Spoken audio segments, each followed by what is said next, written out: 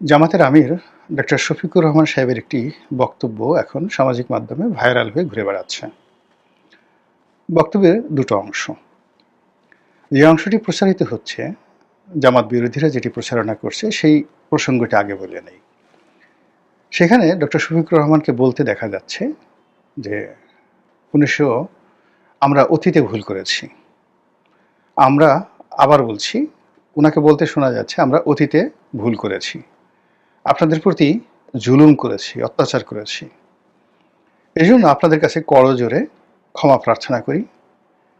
আপনারা আমাদেরকে মাফ করে দেন। আমাদেরকে একটিবারের জন্য সুযোগ দেন। আমাদেরকে ভোট দেন। আমাদেরকে ক্ষমতায় আসার একটা সুযোগ করে দেন। ব্যাস।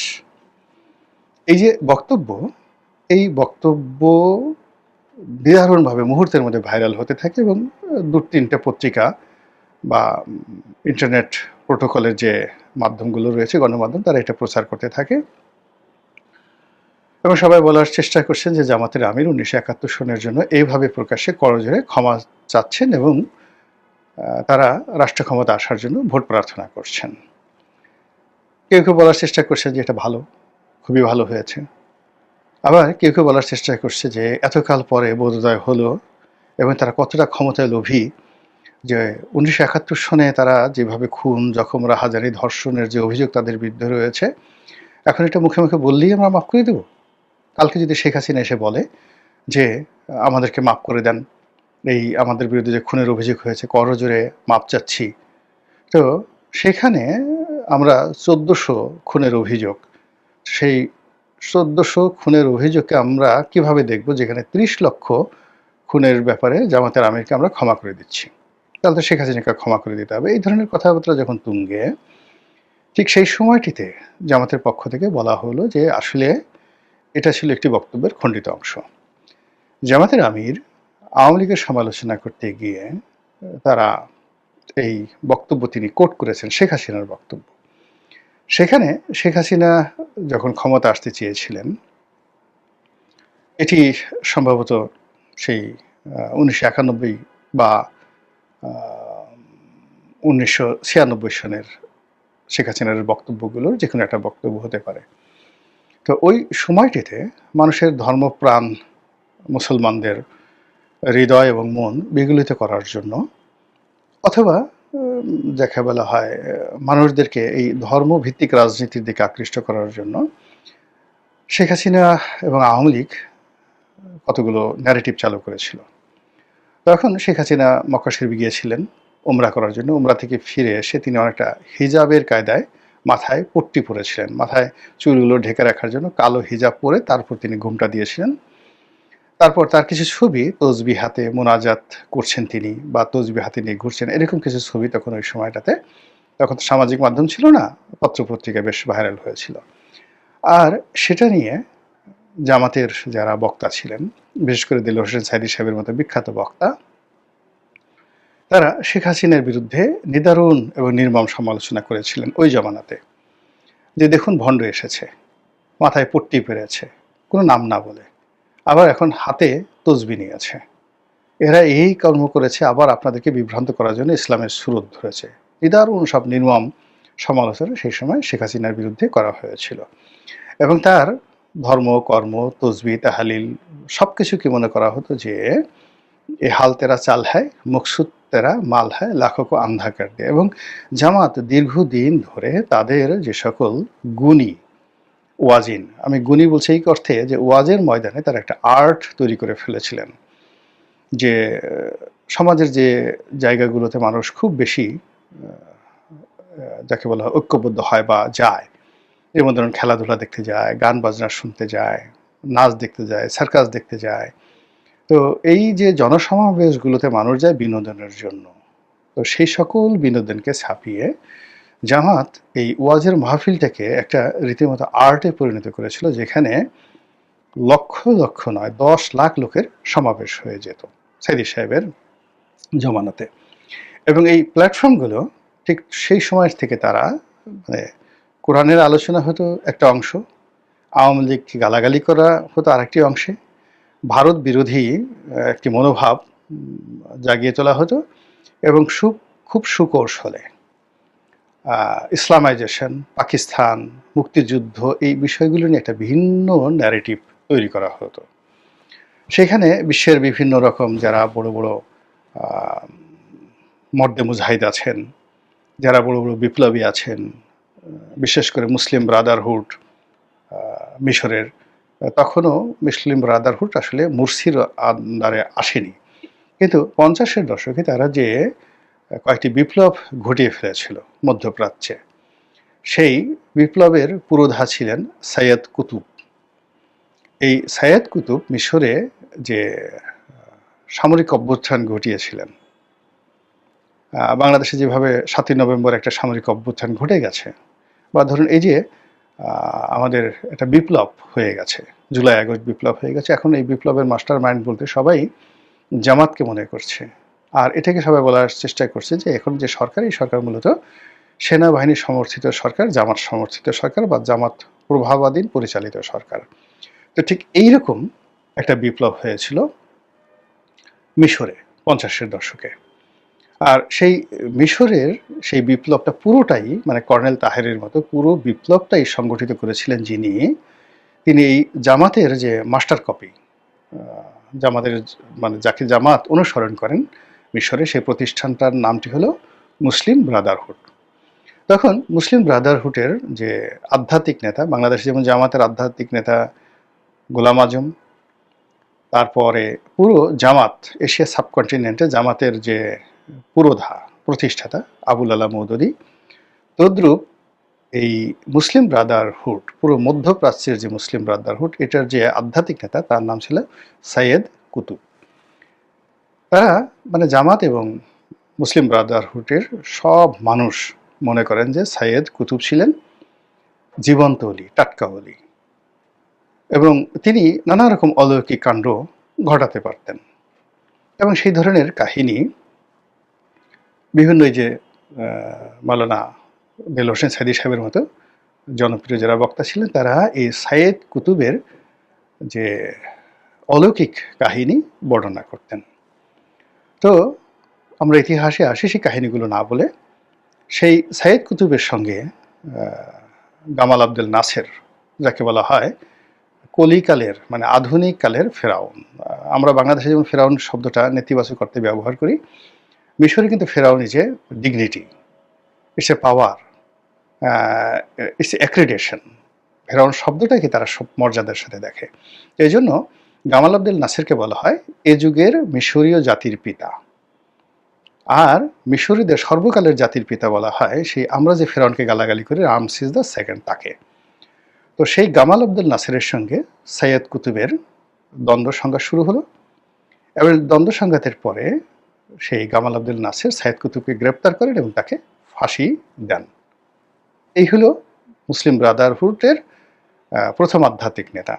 পরবর্তীতে তারা যখন আবার গণতান্ত্রিকভাবে নির্বাচিত হয়ে মুরসির নেতৃত্বে মানে তারা ক্ষমতা দখল করলেন, তখন তাদের বাড়াবাড়ির কারণে, ভুল ভ্রান্তির কারণে, অতি বাড়াবাড়ির কারণে সেনাবাহিনী, রাষ্ট্রযন্ত্র এবং জনগণ বিক্ষুব্ধ হয়ে উঠল এবং মুরসি সরকারের বিরুদ্ধে আর একটা বিপ্লব হয়ে গেল। এবং সেই বিপ্লবে এই বর্তমান যিনি আব্দুল ফাত্তাহ সিসি, তিনি ক্ষমতায় আসলেন, এবং ক্ষমতায় আসার পরে এই মুরসিকে মৃত্যুদণ্ড দেওয়া হলো, এবং তিনি সেই মৃত্যুদণ্ড ঠিক কার্যকর করার আগে জেলখানাতে তিনি মারা গেলেন। এই হলো মুসলিম ব্রাদারহুডের ইতিহাস, যারা কিনা জামাতের আধ্যাত্মিক নেতা। তো সেই জামাত এখন বাংলাদেশে যে অবস্থাতে আছে, এটাকে আপনি বলতে পারেন যে জামাতের সর্বকালের ইতিহাসের সবচেয়ে সুন্দরতম একটি সময়। এখন জামাত যা কিছু করছে সেগুলো নিয়ে খুব আলাপ আলোচনা হচ্ছে, সমালোচনা হচ্ছে।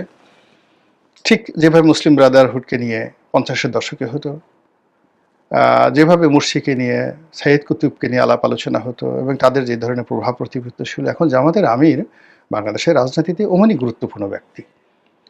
তো সেই গুরুত্বপূর্ণ ব্যক্তির একটি বক্তব্য, সেই বক্তব্যকে নিয়ে ট্রল হচ্ছে যে তিনি অতীতের সমস্ত ভুল স্বীকার করে এখন তিনি ভোট প্রার্থনা করছেন, ক্ষমা চাইতে আসছেন।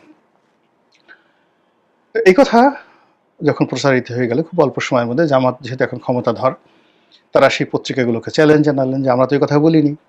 আমাদের আমির যেটা করেছে সেটা হলো তিনি ভোটের ময়দানে কথা বলেননি। তিনি আওয়ামী লীগের সমালোচনা করতে গিয়ে, স্যাটায়ার করতে গিয়ে শেখ হাসিনাকে উদ্দেশ্য করে যে কথা বলেছেন যে একটি দল, তারা বারবার জনগণের সঙ্গে প্রতারণা করেছে। তারা বিভিন্ন সময় ক্ষমতা আসার জন্য ইসলামকে ব্যবহার করেছে, তসবিহকে ব্যবহার করেছে, দাড়িকে ব্যবহার করেছে। তারপর শেখ হাসিনা ওই কথাগুলো বলেছিলেন ক্ষমতা আসার আগে যে আমরা আপনাদের প্রতি জুলুম করেছি, ভুল করেছি, মাপ চাই, আমাদেরকে একটিবারের জন্য সুযোগ দেন, আমরা ক্ষমতায় আসতে চাই, ক্ষমতায় এসে আপনাদের এই করবো। তো এই কথাটাই মূলত তিনি বলেছেন শেখ হাসিনাকে উদ্দেশ্য করে, শেখ হাসিনার বক্তব্য, আর সেটাকে জামাতের বক্তব্য হিসেবে চালানো হচ্ছে। ভালো কথা। এখন মানে ডবল রোল চলছে, মানে যারা জামাত বিরোধী লোক তারা সেই আগের যে ভিডিওটি ওটিকে বারবার শুধু রিউইন্ড করছেন, ওটাকে বারবার শুধু চালিয়ে দেওয়ার চেষ্টা করছেন এবং যা মুখে আসে সেই কথা বলে জামাতের আমিরের 14 গোষ্ঠী উদ্ধার করছেন।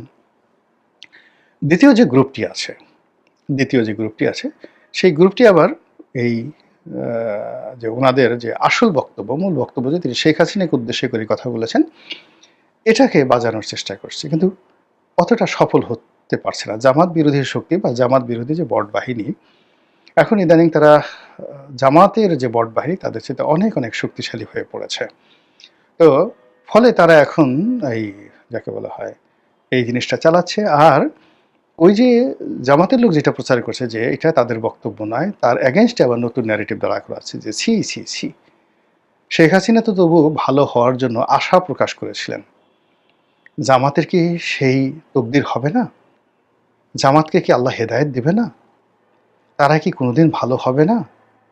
তারা ৭১ যে কাজগুলো কর্ম করছে সেটার উপরে কি তারা সারা জীবন থাকবে? আরও একদল মানে যে বলছে যে যুদ্ধের ময়দানে যেভাবে ওহুদের যুদ্ধে আবু জাহেল নিহত হয়েছিলেন এবং মরার সময় তিনি তার ঘাড়টা সোজা রাখতে চেয়েছিলেন। তো জামাতের অবস্থা কি? জামাত এই সময়টিতে এসে তাদের মন কি একটু নরম হবে না? কোনো অনুশোচনা আসবে না? তারা কি সারা জীবন এইভাবেই থাকবে? এই কথাগুলো বলে যাচ্ছে। দ্বিতীয় বলার চেষ্টা করছে যে জামাত কি ভুল স্বীকার করবে না? মানে প্রথমত ভালো হবে না, আর দ্বিতীয়ত ৭১ যে তাদের যে ভুল ভ্রান্তিগুলো ছিল সেগুলো কি তারা স্বীকার করবে না? এরা কি সারা জীবন এইভাবেই হয়ে যাবে? নিজেরা শত ভুলের মধ্যে ৩০ লক্ষ শহীদ, এটা নিয়ে তাদের কোনো অনুশোচনা নাই। ২ লক্ষ মা বোন, এটা নিয়ে কোনো অনুশোচনা নাই। বরং তারা বলার চেষ্টা করছে যে ৩০ লক্ষ তো দূরের কথা, ২,০০০ও হয় নাই। ভালো, ২,০০০ যদি খুন না হয়ে থাকে, ১৪০০ চেয়ে মানে ২,০০০ও খুন হয়নি, তো ১৪০০ চেয়ে তো বেশি হয়েছে। তো সেটা নিয়ে তো তাদের কিছু একটা বক্তব্য থাকা দরকার। এরপরে ধর্ষণ নিয়ে, ২ লক্ষ মা বোনের ধর্ষণ নিয়ে জামাতের বক্তব্য হলো যে না, জামাতের লোক ধর্ষণ করেনি, জামাতে কোনো লোক রাজাকার ছিল না, রাজাকার আলবদর এটা অন্য একটা লোকজন ছিল, এরা আর যা করতো এরা মুসলিম লীগ করতো, আওয়ামী লীগের অনেক লোক রাজাকার ছিল, জামাতের লোক কোনোদিন রাজাকার ছিল না। এই কথাগুলো এখন অনেকে বলার চেষ্টা করছেন। তো এই যে ন্যারেটিভ, একটার পর একটা ন্যারেটিভ তৈরি হচ্ছে, it means we are not in the right way. আমরা সঠিক পথে নেই। যখন মানুষ সঠিক পথে থাকে তখন তার মধ্যে অনুশোচনা তৈরি হয়। মানে যারা অন্যায় করে তারা অনুশোচনা করে, ক্ষমা চায়, মাপ চায়, অন্তর থেকে চোখের পানি ফেলে মাপ চায়। When they are in right track, হিদায়া যেটা বলা হয়। আর মানুষ যখন, জনগণ যখন রাইট ট্র্যাকে থাকে তখন তাদের মধ্য থেকে প্রতিহিংসা দূর হয়ে যায়। তারা ক্ষমা করতে চায়, বারবার ক্ষমা করতে চায়, ক্ষমা করার জন্য পাগল হয়ে যায়।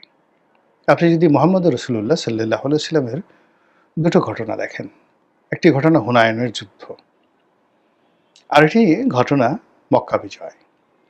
তো মক্কা বিজয়ের পর আল্লাহ রসুল সাল্লাহ সাল্লাম সমস্ত মক্কাবাসীকে ক্ষমা করে দিলেন। এটি নিয়ে কেউ কোনো প্রশ্ন করলেন না, মানে যারা বিজয়ী তারা কেউ প্রশ্ন করলেন না। এই যে তাদের বিজয়ীর মধ্যে যে একটা উদারতা, সেই উদারতাটা হলো হিদায়াতের লক্ষণ। এখন বাংলাদেশের দিকে আপনি তাকিয়ে দেখেন যে কোনো মানুষ ক্ষমা করতে চাচ্ছে না। প্রতিটি মানুষের মধ্যে প্রতিহিংসা প্রবল। যারা পরাজিত হয়েছে তারা ফিরে এসে আবার প্রতিশোধ নিতে চাচ্ছে। যারা বিজয়ী হচ্ছে তারা মনে করছে আমাদের বিজয় অসম্পূর্ণ, আমাদেরকে আরও বিজয়ী হতে হবে এবং পরাজিতের উপর আমরা যে প্রতিশোধ নিয়েছি এটা পরিপূর্ণ হয়নি। আমাদেরকে আরও বেশি বেশি প্রতিশোধ নিতে হবে। অনেক বিপ্লবী বলার চেষ্টা করছেন যে আমাদের যখন ক্ষমতা ছিল তখন আমরা অনেকের বাড়িঘর আক্রমণ করিনি, এটা আমরা ভুল করেছি, অনুশোচনা করেছি। আমাদের উচিত আবার সুযোগ আসলে আরও বেশি করে প্রতিশোধ নেওয়া। এই যে এটা ধুরন্ধর সমাজ ব্যবস্থা চালু হয়ে গেছে, প্রত্যেকটি মানুষের মধ্যে প্রতিহিংসার আগুন দাউ দাউ করে জ্বলছে। ঘৃণা অতীতের যে কোনো সময়ের চেয়ে বেশি আমাদের সমাজে দেখা যাচ্ছে। অনুশোচনার পরিবর্তে ঠাট্টা, মশকারিয়া, টিটকারি এগুলো বেড়ে যাচ্ছে। এবং কওমে লূত জমানাতে আপনারা দেখেছেন যে তারা ফেরেশতাকে পর্যন্ত আক্রমণ করতে গেছে এবং ফেরেশতার রূপ যৌবন নিয়ে তারা ঠাট্টা মশকরা করছে। আমাদের এই সমাজে এখন সম্মানিত মানুষ, অসম্মানিত মানুষ, মজলুম, জালেম সবার মানে একটা ইকুয়াল স্ট্যাটাস চলে এসছে এবং যে যার মতো করে যে মাঠ গরম করছে, যে ঘাট গরম করছে, সামাজিক মাধ্যমগুলোর উপর হামলে পড়ছে, অকথ্য অশ্রাব্য ভাষায় গালাগাল করছে, যে যেটা বলেনি, যেমন জামাতের আমি যেটা বলেন তাকে দিয়ে সেটা বলানো হচ্ছে, যার জন্য যেটা প্রযোজ্য নয় সেই ঘটনাগুলো ঘটে যাচ্ছে। তার প্রেক্ষিতে আমরা সবাই মজলুম হয়ে পড়েছি। স্বয়ং জামাতও মজলুম হয়ে পড়েছে, স্বয়ং জামাতের আমিরও মজলুম হয়ে পড়েছেন, অন্য সবাই। কাজে এই অবস্থা থেকে, এই শ্বাসরুদ্ধকর অবস্থা থেকে রক্ষা পাওয়ার জন্য আমাদেরকে সবাইকে ভালো মানুষ হতে হবে, তওবা